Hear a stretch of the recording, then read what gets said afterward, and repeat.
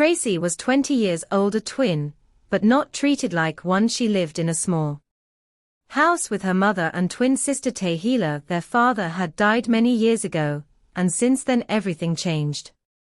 Her mother Margaret was no longer the woman she used to be. She became bitter, angry, and full of complaints, but even in her bitterness, she had love only for Tehila. Tehila had learned how to survive by using her beauty. She went out with different men, and always returned home with money, perfumes, and food. Her mother praised her, saying, "You're a smart girl, you know how to make life easier." But Tracy, she refused to live that kind of life. She wanted to go to school and become a nurse. She wanted to help the sick, not sell her body. Because of this her mother hated her. "Every day you sit here like a log of wood. You want to go to school, but who will pay for you? Your mates are making money while you're busy dreaming," Margaret shouted at her. Almost every day. The truth was that Tracy and Tehila were both not in school. They had finished secondary school 2 years ago, and were still struggling to gather money for college, but Tehila had given up and decided to follow men. Tracy held on to her dream. One hot afternoon, Margaret walked into the small house, her voice as sharp as a knife. "Tracy, take that basket and go to the farm. Bring back yams. Do you want us to die of hunger?" Tracy had just returned from fetching water. Her legs were sore and her back ached, but she knew better than to complain. "Yes, Ma," she said quietly, and picked up the old basket. She walked slowly along the narrow bush path, wiping sweat from her forehead. The sun was hot and the ground was dry. Her heart was heavy. Her whole body was tired. Then suddenly, she heard something. It was a soft groan, like someone was in pain. She paused. Her eyes scanned the bush beside the path. The sound came again. Curious and afraid, she stepped closer and gently pushed some branches aside. Her heart stopped for a second. A man was lying there, unconscious, dirty, and bleeding. His clothes were torn, and his face was bruised. He looked like he hadn't eaten in days. "Jesus," Tracy whispered, dropping her basket. She knelt beside him. "Sir, can you hear me?" No response. She touched his chest. He was still breathing, but very weak. He couldn't speak. His eyes were half open, but empty. Whoever he was dying. Tracy looked around. The bush was quiet. No one was in sight. She had no phone, no help. "I can't leave you here," she said to herself. With all the strength in her small body, she pulled his arm over her shoulder and started dragging him. It was not easy. She fell twice. Her knees were scratched, but she didn't stop. When she reached home, she checked carefully. Her mother and Tehila were not yet back. She used the back door and pulled the man into her small room. She locked the door and laid him on her tiny foam mattress. Then she fetched water and gently cleaned his wounds. She tore a piece from her wrapper and wrapped the bleeding part of his arm. She poured a little water into his mouth. He coughed, but swallowed. "Who are you?" she whispered, sitting beside him. "Where did you come from?" The man didn't answer. He just lay, their eyes shut, breathing softly. She stared at him. He looked like someone important. His skin was soft. His hands were clean despite the wounds. As she covered him with her wrapper, she heard footsteps outside. Her heart skipped. Her mother and sister were back. Tracy quickly hid the water bowl and sat at the edge of the bed, pretending to sew her old skirt. The man remained quiet. She closed her eyes and whispered, "Please don't make a sound. Please don't die." Tracy sat quietly on the edge of her bed. The wounded man was lying beside her, still unconscious, covered with her wrapper. Her heart beat fast as she listened to the sound of her mother's slippers dragging across the dusty floor. "Tracy, you this witch, come out here now," her mother shouted from the kitchen. Tracy quickly stood up and stepped outside, trying not to show fear. Margaret stood with her arms folded, eyes full of anger. "Where is my yam? Did you go to the farm or not?" Tracy swallowed hard. "Mommy, I was on my way, but some bad boys came out from the bush. They tried to kidnap me. I ran back home." Margaret hissed loudly. "Story, you think I'm stupid? That mouth of yours will lead you into trouble one day." "I'm telling the truth," Tracy said softly. "Shut up." Margaret screamed. "Truth or lie? I didn't see yam, and I didn't see you working. You will not eat in this house tonight. Go and lick your lips. Tracy looked down. Her stomach was already empty, and now it would remain that way. You think you are wise, her mother continued. You're just like your useless father. Lazy people, like father, like daughter. Tracy felt a sharp pain in her chest. She missed her father. He used to protect her from all this, but now even his name brought more insults. Margaret pointed a long finger at her. First thing tomorrow morning you must go to that farm. I want yam, and don't come back empty-handed. Do you hear me? Yes, Ma, Tracy replied quietly. Margaret hissed again and went into the kitchen shouting for Tehila. Tracy slowly walked back to her room, tears filling her eyes. When she entered, the man was still lying there. His eyes were now half open. He looked at her weakly, but didn't speak. I told them you were not here, she whispered, but tomorrow I have to go out again. Please, you must try and stay quiet. If they find you, I don't know what will happen. The man blinked once. Tracy brought a small piece of leftover bread she had hidden under her clothes earlier. She dipped it in water to make it soft, then placed it gently in his mouth. He chewed slowly. His lips trembled. You're safe now, she whispered. I'll do my best for you, but you must not make any noise. That night, while Tehila and their mother ate rice and laughed loudly in the sitting room, Tracy stayed in her small room with a stranger, feeding him tiny pieces of bread and cleaning his wounds with water. Early the next morning, before the sun had fully risen, Tracy quietly slipped out of bed. The man was still sleeping, his breathing now stronger. She touched his forehead gently. No more fever. That made her smile a little. She whispered, I'll be back soon. Please don't make a sound and don't try to leave. She carefully opened her door, checked that no one was nearby, and stepped outside. Tehila and their mother were still asleep. It was the only peaceful time in the house. Tracy carried the same old basket and began walking to the farm. Her body was weak, but her heart was stronger. She had to return with yams today, or she would face another round of insults, or even worse. Meanwhile, back in her room, the man opened his eyes slowly. He looked around the small room, with cracked walls, one wooden chair, and a worn-out mattress. He tried to sit up, but winced in pain. His ribs still HD. He remembered nothing, only the image of trees crashing and the sound of fire. Everything else was a blur. Back at the farm, Tracy bent down to dig up some yams. Her hands were shaking and her back hurt, but she kept working. She remembered her mother's words, you're just like your useless father. Tears rolled down her cheeks, but she wiped them quickly. No, I'm not useless, she told herself. I'm just not like Tehila, and that's not a crime.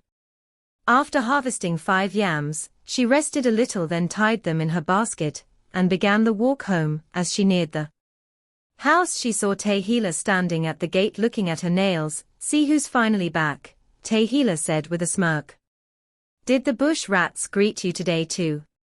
Tracy didn't reply. She just walked past her and entered the kitchen to drop the yams. Mama. Tracy brought the yams, Tehila shouted, laughing. Their mother came out, tying her wrapper tightly. She looked at the yams and grunted. At least today you didn't come back empty like your brain. Tracy said nothing. Go and sweep the compound.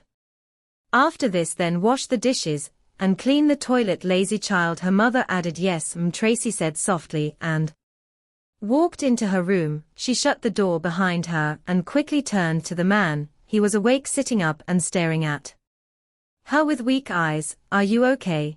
She asked in surprise. He nodded slowly. Water please. Her face lit up. She rushed to bring him water and helped him drink. You're getting better, she whispered. He nodded again. Your name is Tracy? She nodded, surprised that he remembered. My name is Joshua, he said weakly. Thank you for saving me. She smiled gently. I couldn't leave you there. I didn't know who you were, but you looked like you were going to die. He tried to sit up more, but she placed a pillow behind his back. You should rest. My mother and sister don't know you're here.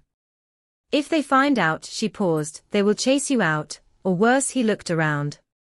The small room you live here with them, yes, she said looking down. It's not easy. Joshua was silent for a while. He saw the bruises on her hands, the tiredness on her face, the kindness in her voice. You're different, he said softly. Most people would walk away. Tracy sat down beside the bed. I'm not like most people. I know what pain feels like. That's why I can't ignore someone else's pain. Joshua looked at her and smiled. I don't know who you are, she said gently, but until you are strong again, this room is your home. 2 days passed. Tracy was doing everything she could to hide Joshua and care for him. His strength was coming back little by little. She made sure to keep her room locked whenever she stepped out. That morning she told him, I'm going to the market to buy food stuff. I'll be back soon. Please don't make any sound. I'll lock the door properly. Joshua nodded. Be careful. She smiled, locked her door, and left. While she was away, her mother Margaret sat outside peeling yam, when she suddenly turned to Tehila and said, that Tracy, and she's always indoors these days. What is she hiding? Go and check that room. Tehila stood up and walked to Tracy's door. She turned the locked. She knocked once, no answer. She looked around and went back to her mother. Mommy, the door is locked. I tried, but it didn't open. Margaret wiped her hands on her wrapper and hissed, we should break it open. I don't trust that girl. She may be hiding something. Tehila nodded. Let's do it now. But Margaret quickly shook her head. No, we can't. That's against the village rule. You don't break into someone's room unless there's fire or they are dying. If the village elders hear it, they'll find us heavily, or even send us away. We can't afford trouble. Tehila folded her arms and sighed. So we just leave her like that for now, Margaret said, narrowing her eyes. But I'm watching her. An hour later, Tracy came back from the market carrying a small bag. She went straight to her room. As soon as she locked the door behind her, she dropped the bag and rushed to Joshua. Are you okay? She asked. He nodded slowly. I'm fine. But something happened. She paused. What? While you were away, someone tried to open the door. I heard the handle moving. They knocked too. Tracy's heart jumped. Did you hear the person's voice, or see them? Joshua shook his head. I only heard movement, but I didn't speak. I stayed quiet. She breathed deeply in relief. That must have been Tehila. Tehila, he asked. My twin sister, she said. We look exactly alike, same height, same face, same voice. If she stood here you wouldn't know who is who. Even our mother sometimes mixes us up. Joshua raised his brows, surprised. Your twins? She nodded. Yes. Why didn't you tell me? She gave a small smile. It wasn't important. Joshua looked into her eyes and said softly, you're full of surprises. Tracy sat beside him and handed him a cup of water. He took it, drank, then cleared his throat. Tracy, he began, now that I'm getting better, and your family is beginning to suspect something, I think I should go early tomorrow morning. Her face changed. No, you can't go yet. What if you collapse again? He reached out and held her hand. You've done more than enough. You saved my life, but I can't keep hiding here. It's risky for both of us. She lowered her eyes. So you'll leave? Yes, he said gently, but I promise you something. What? She whispered. I will come back for you. I like you so much, Tracy. You're not like other women I've met. You're kind, you're strong, you have a good heart. I'll come back with my family to reward you and maybe more. Her eyes widened a little. She didn't know what to say. Joshua smiled. Please, don't cry. This is not goodbye.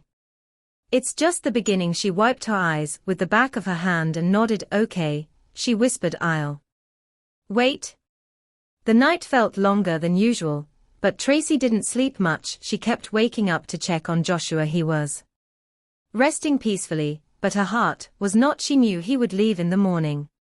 Part of her wanted to stop him, but the other part knew he was right. Very early, before the first crowed, Joshua sat up. Tracy, who had been lying near the door, heard him and sat up quickly. It's time, he said softly. She nodded slowly, blinking back tears. I packed some dry bread and Gary in this nylon, she said, handing him a small bag. It's not much, but it can help you till you find help. Joshua looked at her with grateful eyes. you've done more than enough. I'll never forget you, Tracy. She helped him stand up. He was stronger now, though he still limped. She opened the back door slowly, making sure no one saw them. Follow this small path straight. It will lead you to the main road, she whispered. Be careful and please don't forget me. Joshua looked into her eyes, held her hand tightly, and said, I could never forget you. You're different, Tracy. I promise I'll return, and when I do, your life will never be the same again. She watched him walk slowly into the darkness, until he disappeared behind the trees. Her chest HD, but she closed the door quietly and returned to her bed. She lay there, eyes wide open, wondering if she would ever see him again. By morning, everything in the house was as usual. Go and wash the bathroom, Margaret shouted from the backyard. Lazy girl, you think your dreams will cook food? Tehila added, laughing. Tracy didn't say a word. She obeyed every instruction, but her mind was not there. It was on the man who left before sunrise and the promise he made. Days passed, then weeks, but no word came from Joshua. She whispered, where are you? Joshua, you said you'd come back. Unknown to Tracy, Joshua was battling for his life the very morning he left her house. He didn't go far before he collapsed in the bush. His body was weak. His chest was tight. His head was hot. He tried to call for help, but his voice was gone. There was no one around. He closed his eyes, thinking that was the end, but a farmer walking home from his farm saw him lying on the ground. The farmer quickly called for help. A bikeman came, and together they rushed Joshua to a nearby hospital in the city. At the hospital, the nurses ran to carry him inside. They put him on oxygen and took him into the emergency room. When the doctor finished examining him, he shook his head and said, this man is lucky to still be alive. Why? The nurse asked. He has internal bleeding, the doctor replied. If he had not come when he did, he would have been gone by now. They rushed to work on him. He was given strong medicine, drips and injections for 2 days. He could not move. His eyes were closed most of the time. The pain was too much, but in his heart, he was still thinking about Tracy, the simple village girl who saved him. He remembered her soft voice, her gentle hands, and her quiet smile. He wanted to live not just for himself, but to see her again. Every day the doctor came to check on him. You're getting stronger, the doctor said, just rest and eat well. Joshua nodded slowly. On the 4th day, while he was lying quietly on the bed, the door to his hospital room opened slowly. A tall, older man entered with worried eyes. It was Joshua's father. Joshua, he called softly. Joshua opened his eyes. Dad. His father rushed to his side and held his hand. My son, we've been looking for you for days. No phone call, nothing. We were all so worried. Joshua's voice was weak. It's a long story. Don't worry about that now, his father said, gently patting his chest. Just focus on getting better. After a few moments of silence, Joshua spoke again. Dad, there's something I need to tell you. What is it? His father asked, leaning closer. There's a girl. Her name is Tracy. Tracy. His father raised his eyebrows. She saved me, found me in the bush, took me to her small room, fed me, cleaned my wounds, gave me water. She risked everything just to help a stranger. His father's eyes widened. She did all that? Joshua nodded slowly. Yes, Dad, I want to go back and find her. His father held his hand tighter. You have to get better first, my son. The doctor said you need 2 weeks for your body to heal well. You almost died. Joshua, please rest first. After that we'll go and look for her, I promise. Joshua sighed. Okay, Dad. Then he looked around and asked softly, where's Mom? His father smiled. She's fine. I didn't want her to come here. Why? You know how emotional your mother is, his father said, chuckling. She'll come here and start crying in front of everyone. We don't want that kind of drama here. Joshua smiled a little. That woman is so dramatic. They both laughed quietly. Joshua felt warm inside, but he also knew something clearly now. As soon as he got better, he would go back for the girl who gave him a second chance at life. While Joshua was lying in a clean hospital bed surrounded by nurses, and Love Tracy was back home still living like a stranger in her own house. Nothing had changed. Her mother was still shouting, her sister Tehila was still bragging and laughing loudly about the money she made from men in the nearby town, and Tracy, she was still doing all the work. One morning Margaret called out from the kitchen, "Tracy, you this useless girl, come here." Tracy rushed in. "Yes, Ma, where is the salt I asked you to buy yesterday? Did you eat it on the way? Or you gave it to one of those hungry boys, like you?" Tracy swallowed hard. "I gave you the change, and the salt, it's in the black nylon, in the corner." Margaret hissed, "You lie too much, lazy like your father." Tehila walked in chewing gum, and laughing. "Maybe her new friend ate the salt with her. We still don't know who she's been hiding in her room." Tracy's heart jumped. She quickly turned her face. Margaret narrowed her eyes. "I've been thinking about that too. This girl has been acting strange since that day she went to the farm and came back with no yam, and that time her door was locked. I told you, Mama." Tehila said, "She's hiding something. Maybe she's now seeing men too, but pretending to be holy." Tracy turned sharply. "That's not true. I'm not like you, Tehila." Her mother's hand landed hard on her cheek. "You dare talk to your sister like that?" Margaret shouted. "I knew it. You're hiding something. Start talking now. Who was in your room that day?" Tracy held her cheek and stared at the ground. She couldn't tell them the truth. "I was just resting that day," she said softly. "I locked the door because I didn't want to be disturbed." Margaret hissed again. "You think you're wise? No problem. From today, no more locking of doors in this house. You hear me?" "Yes, Ma." Tehila laughed and walked away. Tracy quickly wiped the tears from her eyes. She turned back to continue sweeping the floor. That night, as she lay on her mat, she looked up at the cracked ceiling. "God," she whispered, "please remember me. Please let Joshua be safe. Please let him come back." 2 weeks passed. Tracy was back to her normal life, waking up early, doing all the housework, and pretending like everything was fine. Every time she fetched water or walked past the bush path, she remembered him, how she found him lying weak, how she hid him in her room, how he promised to come back. Still no sign of him. It had been 3 weeks now. That afternoon Tracy went to visit her best friend Sophia. Sophia lived 2 compounds away. They had been friends since childhood, but Tracy had not gone to see her in a while. "Ah, so you remember me today?" Sophia said. Tracy smiled. "I'm sorry, things have just been different." Sophia looked at her closely. "Tell me the truth. What's going on? Why haven't you been coming over?" Tracy looked around, then leaned closer. "Sophia, if I tell you something, promise you won't shout."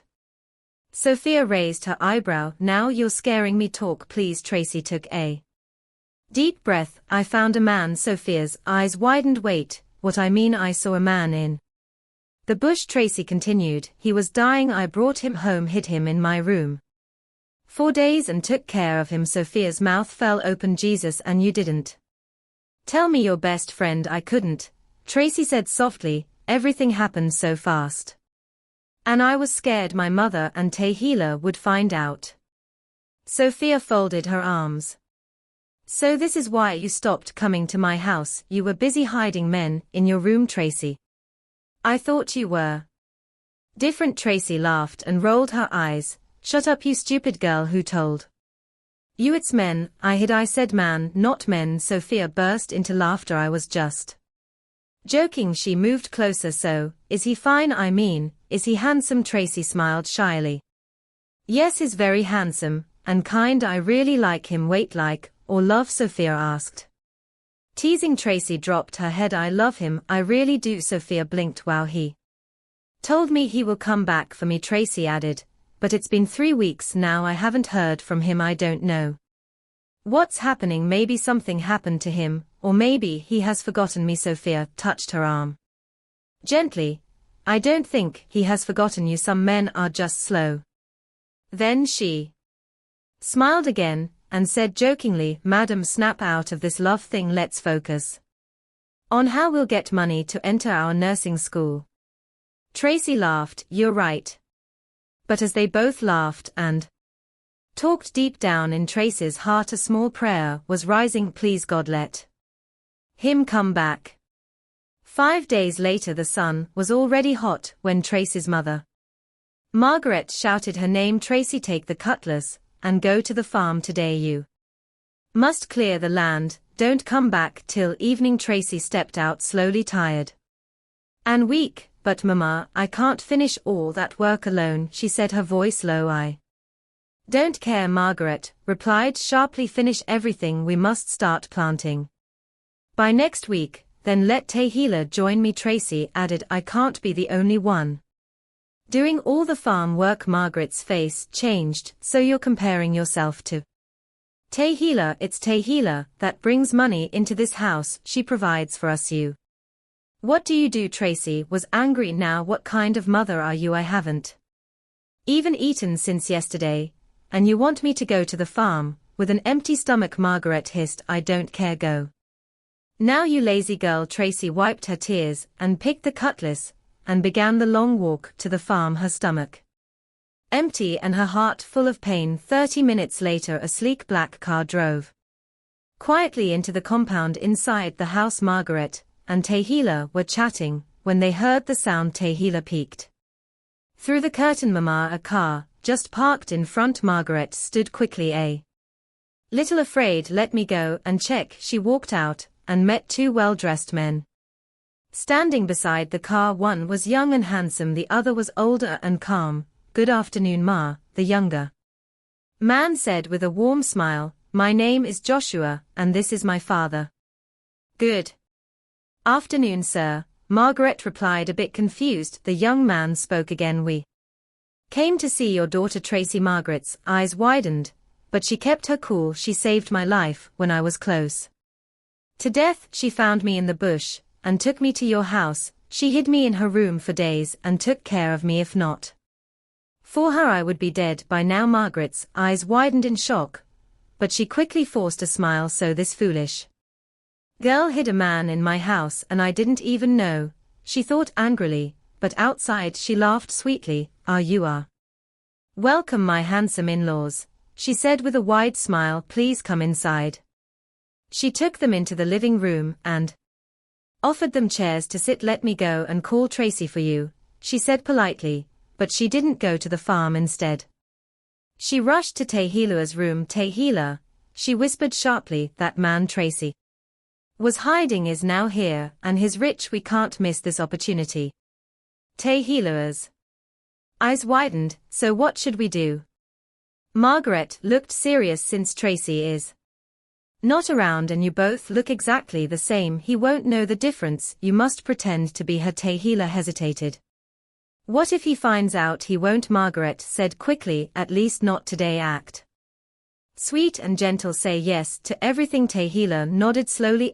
I told you she was hiding someone in her room. Mama, you didn't believe me. That's not the issue now. Margaret snapped. Go and dress like her quick. Tehila changed into a simple gown and walked into the sitting room, pretending to be Tracy. Joshua stood up. Tracy, she smiled and nodded. Yes, it's me.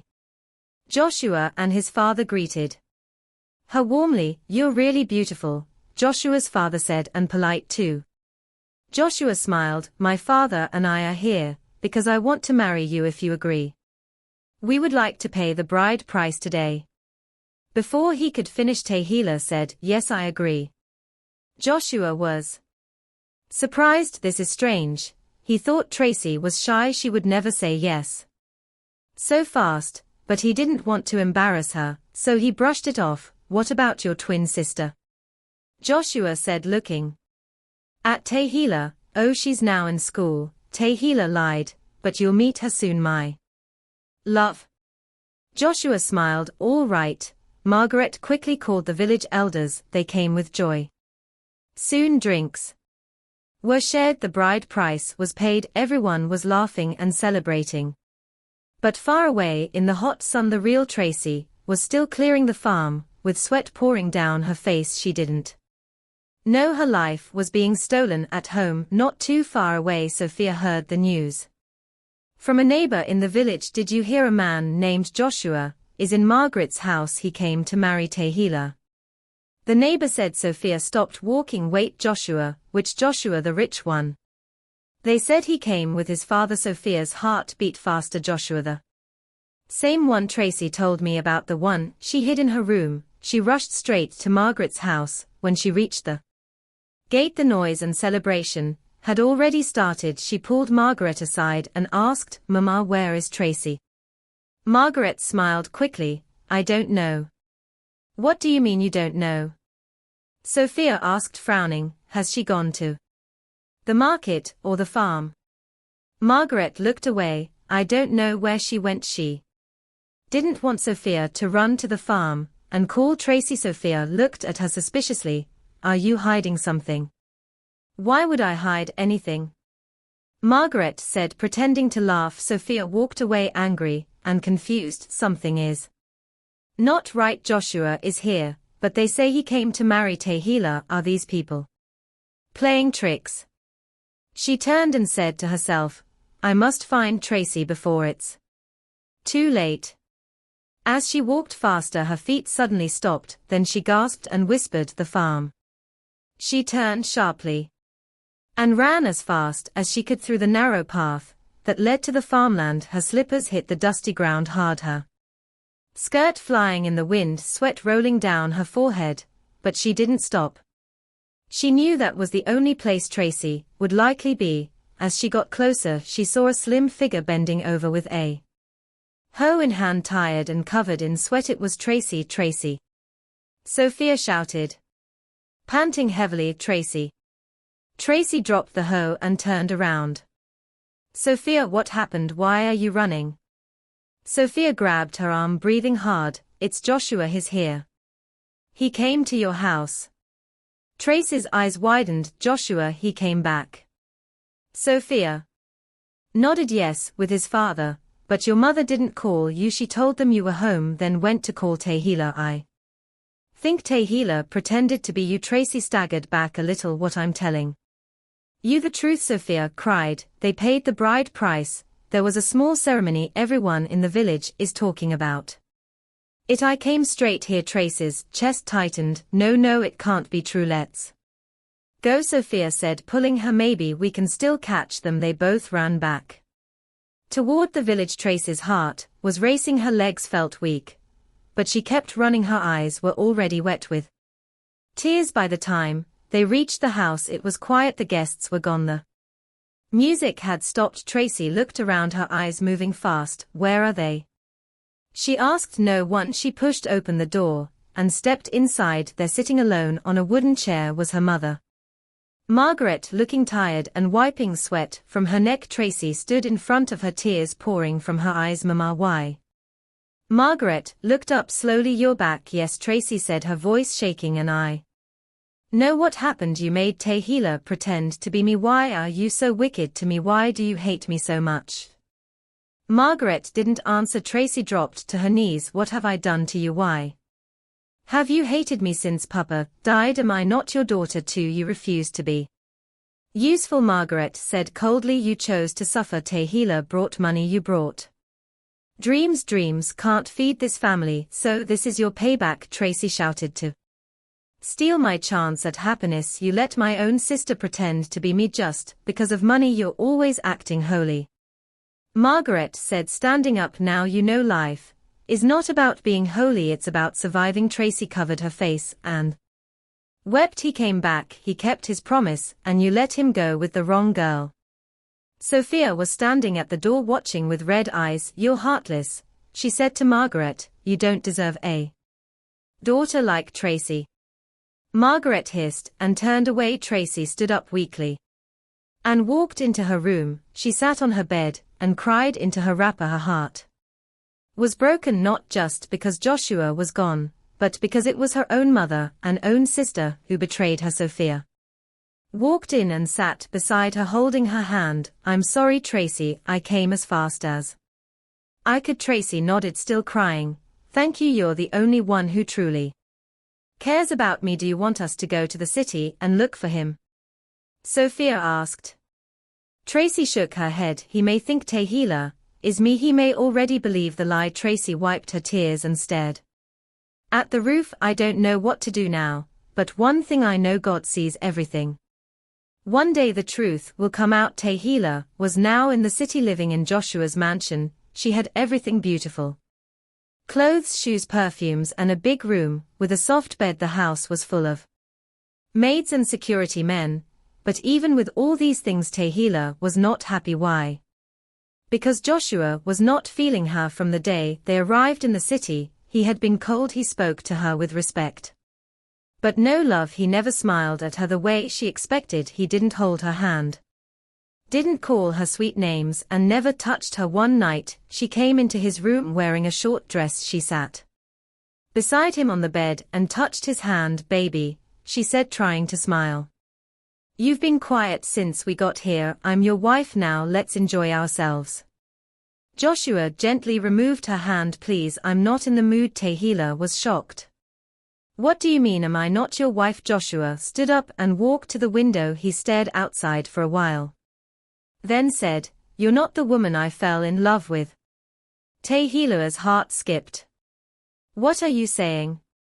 He turned around slowly. The Tracy I met was quiet, shy, humble. She didn't talk too much or try to show off. She didn't rush things, but you're different. Your attitude, your eyes, even your smile feels strange. Tehila tried to laugh. Maybe it's because we're now married. Everything feels different after marriage. Joshua didn't answer. He walked out of the room. The next morning Joshua visited his mother. Mommy, he said as he sat down in her sitting room, I need to talk to you. His mother smiled. Hope everything is fine. He nodded slowly. Yes, but something is not right. What is it? She asked. Joshua leaned forward. I'm not feeling her. I'm not connecting with her. This is not the Tracy I fell for. His mother looked surprised. What do you mean? You just got married. That's how it is in the beginning. Love grows with time. Joshua shook his head. No, Mom. This is not about love growing. I'm saying something feels off. This is not the same woman who fed me when I was sick, who gave me water and covered me with her wrapper. I feel like I married someone else. His mother sat up straight. That's serious. So what do you want to do now? Joshua looked into her eyes. I want to see her twin sister first, the one they say is in school. Why? His mother asked. I just want to be sure, Mom. Something in my heart says something is wrong and I want to find out the truth.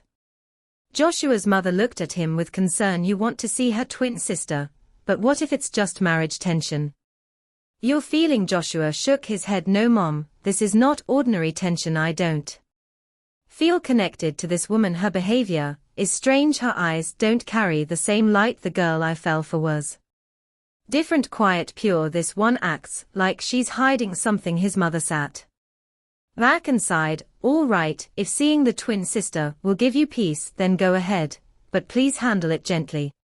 Joshua nodded. Thank you, Mom, I just want the truth. That evening Joshua returned home. Tehila, who was pretending to be Tracy, was sitting in the living room. She quickly sat up when he walked in. Welcome, baby, she said with a fake smile. Thanks, Joshua said coldly. We need to talk.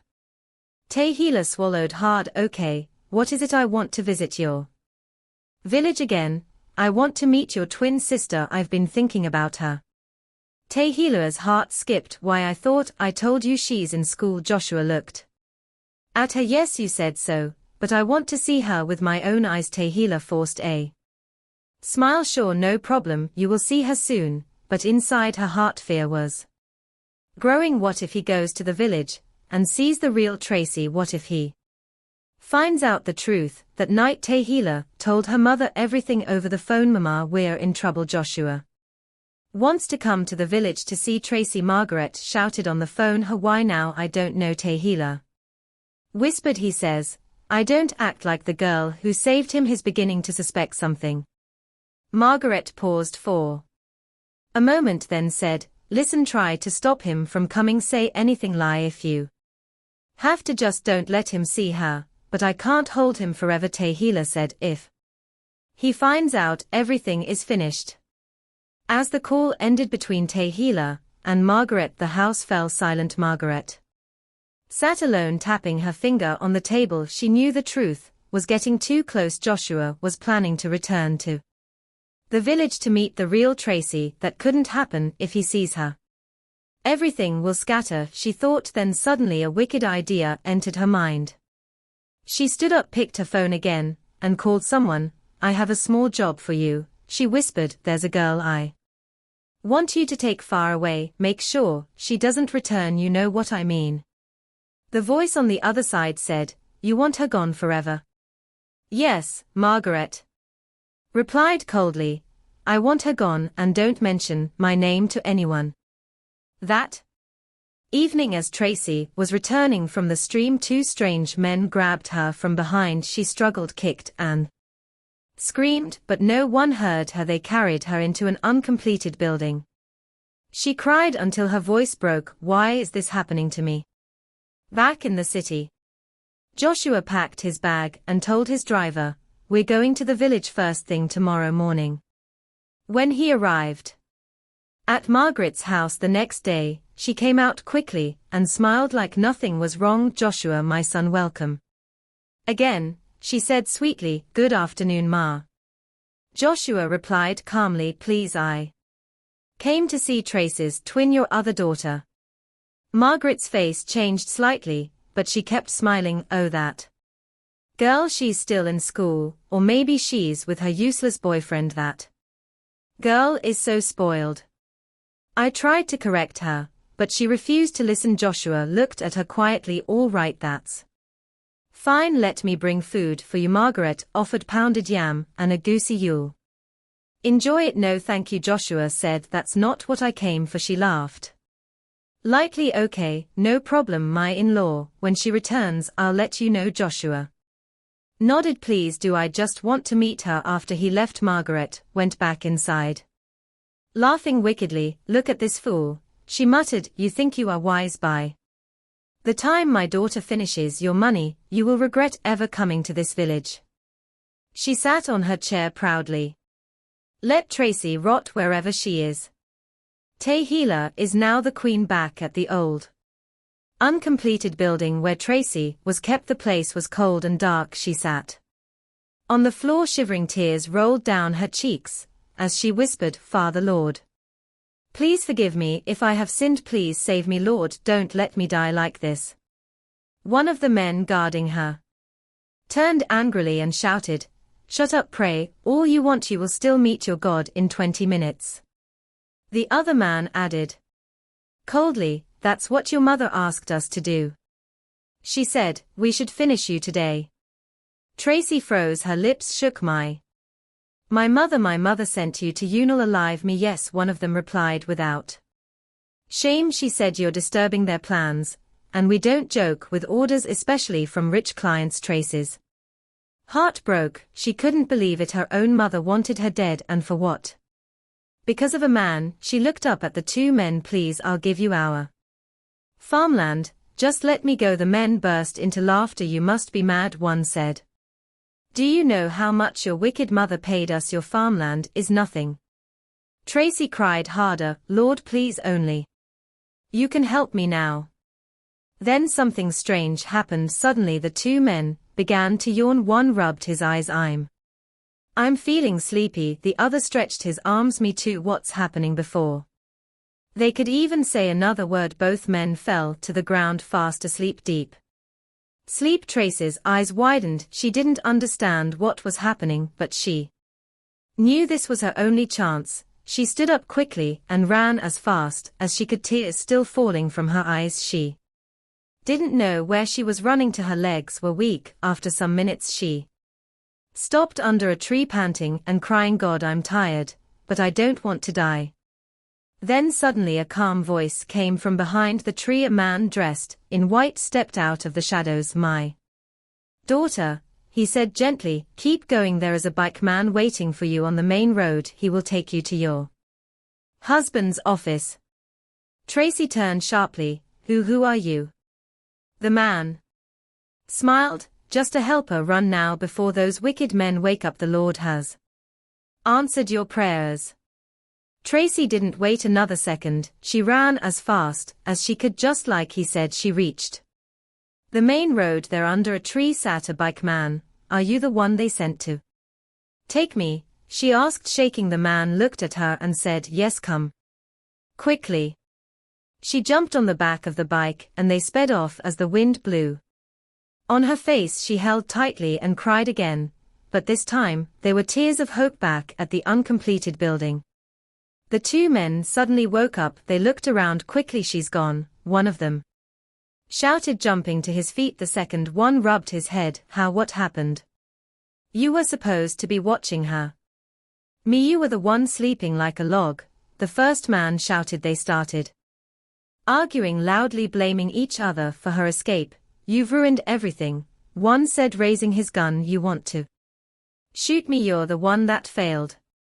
In anger and madness they both raised their guns and fired. Both men fell to the ground lifeless. The evil plan had destroyed itself. Meanwhile, Tracy arrived at Joshua's office in the city. She was dirty, weak, and barefoot, but the moment Joshua saw her, his heart jumped. He stood up from his chair, eyes wide. This is the woman I fell in love with," he said. Tracy burst into tears. "Joshua," she said in a shaky voice.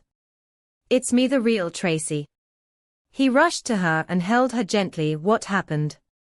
Where have you been?" She sat down and told him everything, how she was kidnapped, how her own mother paid men to silence her forever, and how Tehila pretended to be her and married him. Joshua's mouth dropped open. "Your own mother?" Tracy nodded. "Yes, all because I refused to follow their way of life. She wanted to erase me." Joshua sat back, shocked. Tracy continued, "But God sent help. A strange man appeared from nowhere and told me to run," he said. "A bike man was waiting to take me to your office, and it happened." Joshua's eyes filled with tears. "That's exactly what happened to me too," he said slowly. "That day I left your house, I collapsed in the bush. When I woke up in the hospital, the doctor told me a man and a bike man brought me there." He paused, shaking his head. "I tried to find them. I wanted to thank them, but they disappeared. No one knew them. I think they were angels." Tracy nodded slowly. "Yes, I think they were sent by God." Just then Joshua picked up his phone and called the police. A few hours later, Tehila was arrested for impersonating her sister, and Margaret was arrested for attempted murder. At the police station, Tehila cried and told the truth. She said, "My mother forced me to do it. I knew it was wrong, but I was scared to say no." Because she confessed and helped the investigation, she was later released, but the shame followed her. Margaret, on the other hand, was sentenced to 10 years in prison. As she was taken away, she shouted, "I did it for you, Tehila. I wanted a better life for us." Tehila cried bitterly and returned to the village full of regret. She sat in their empty compound and whispered, "I wish I never listened to you, Mama. I wish I had followed the right path." 2 weeks later, Joshua and Tracy got married in a beautiful church ceremony. Everyone in the hall clapped and cried tears of joy. Even Joshua's mother danced and said, "Now this is my true daughter-in-law. God bless you both." As they stood before the pastor holding hands, Tracy smiled through her tears. "I never thought this day would come," she whispered. Joshua looked into her eyes. "I told you I'd come back, and now you'll never be alone again." They were joined together not just by love, but by truth, faith, and a second chance given by heaven. Dear viewers, what lessons did you take away from this dramatic tale? We'd love to hear your thoughts in the comments below. If you enjoyed the story, give us a thumbs up, share it with friends, and hit that subscribe button. Don't forget to turn on notifications so you never miss out on our latest updates.